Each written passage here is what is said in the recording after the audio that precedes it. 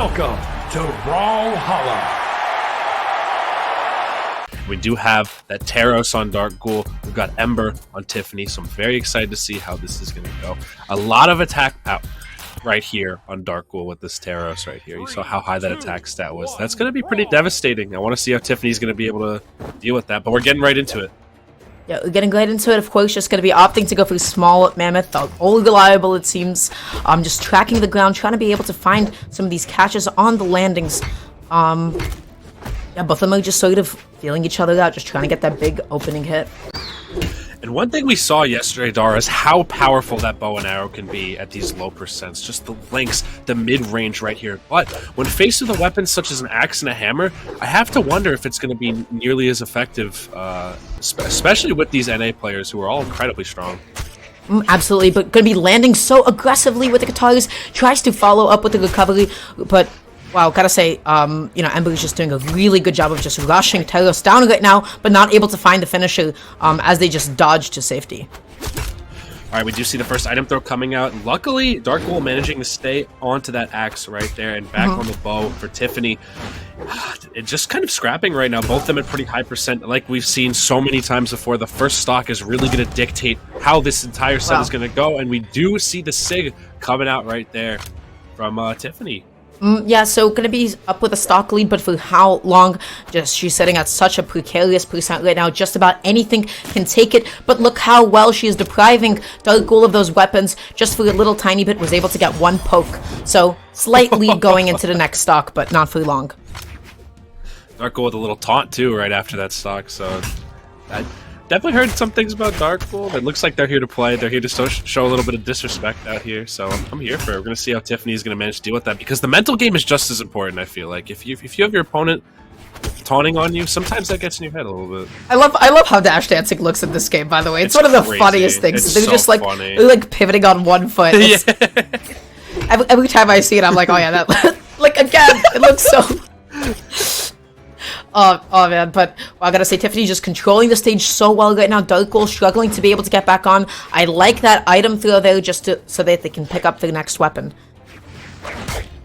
Alright, and we do see Darkgoul looking kind of comfortable here, just kind of maneuvering around Tiffany, but Tiffany starting to piece up Darkgoul a little bit. No crazy edge guards yet. I feel like both of these players have been playing it relatively safe so far. As in opposition to yesterday, when we were seeing so many edge guards. But look at my that god, that killed?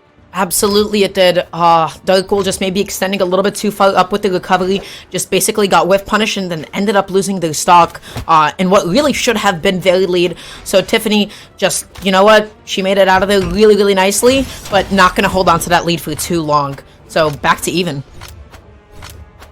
Alright, again, these weapon throws just consistently denying. Maybe held it on for a little bit too long, though, as Tiffany does manage to get some damage out. But again, another weapon denial right there from Darkgoul. Tiffany's gonna have to find this weapon soon, but honestly, Darkgoul's been opting more for item throws rather than trying to press the lead right there, and is now finding himself without an item.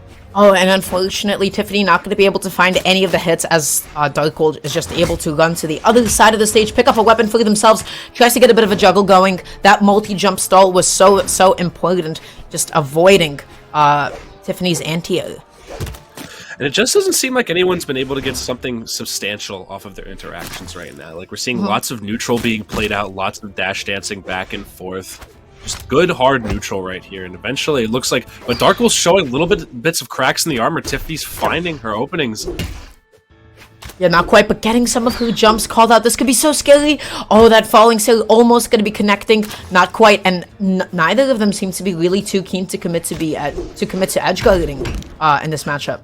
Alright, though, we do see the stomp to Sarah right there coming out, but such high percentage on Darkgoul. That's going to be game one going to Tiffany, and I like that. Tiffany found so many little openings here and there. Didn't find any, like, crazy long strings of combos, but kind of just wore Darkgoul down throughout the duration of that entire game.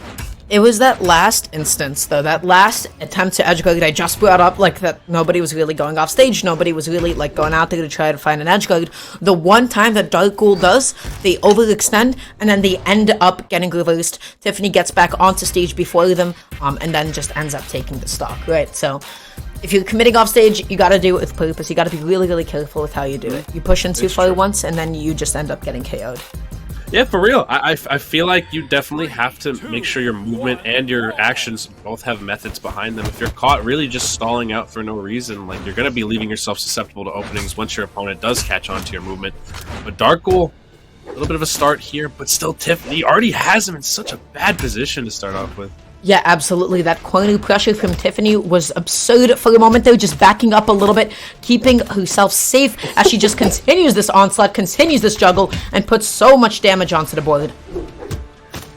And the damage just keeps piling up, Dark. We're seeing so many connections right here for Tiffany as opposed to the stray hits Darkgoul has been getting.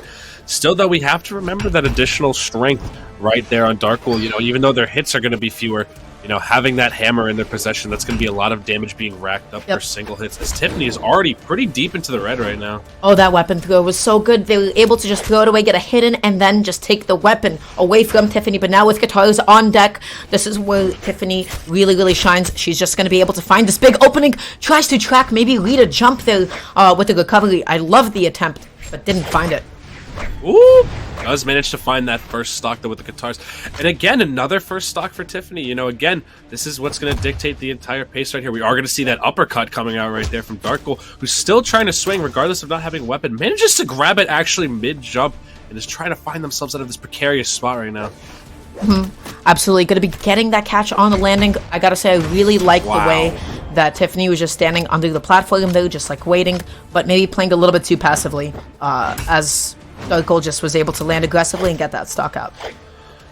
We do got the guitars back out on Tiffany, and honestly, I feel like Tiffany hasn't had much trouble finding her way in with these guitars. You know, we're seeing her kind of operate around this space.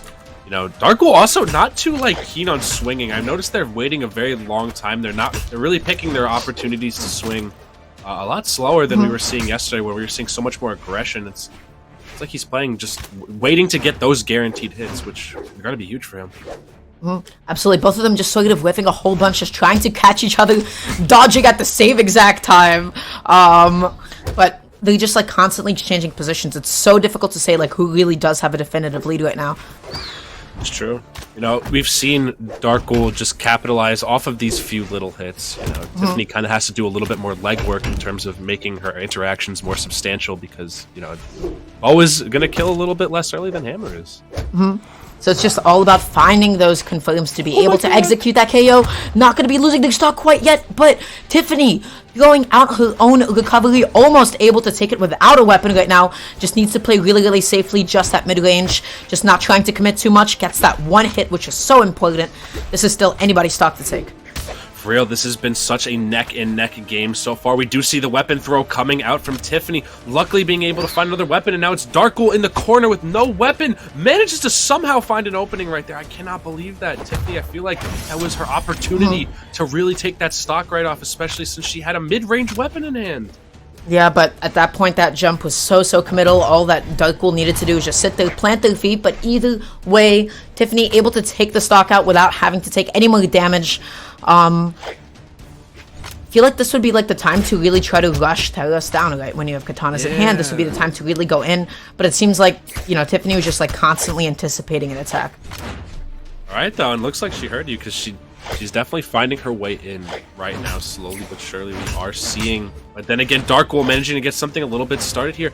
It just seems like these two are kind of nervous to try and get into anything with each other because there's just not a lot of swinging happening. There's not really too much whiff punishing happening. It's really more of a game of chicken right here to see who's going to lose neutral first. But look at all of Tiffany's like mix-ups from her jump-ins, right? She's jumping in, then she's dashing back. She's jumping in, landing aggressively with like a falling sail. She's dashing back and then landing aggressively once again, constantly faking Darkgoul out and making it so difficult for them to track her movement.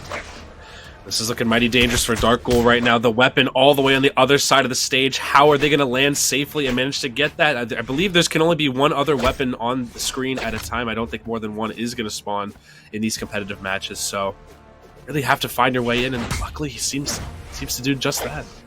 But all you need, of course, is just a couple of hits, especially when you do have Axe on hand.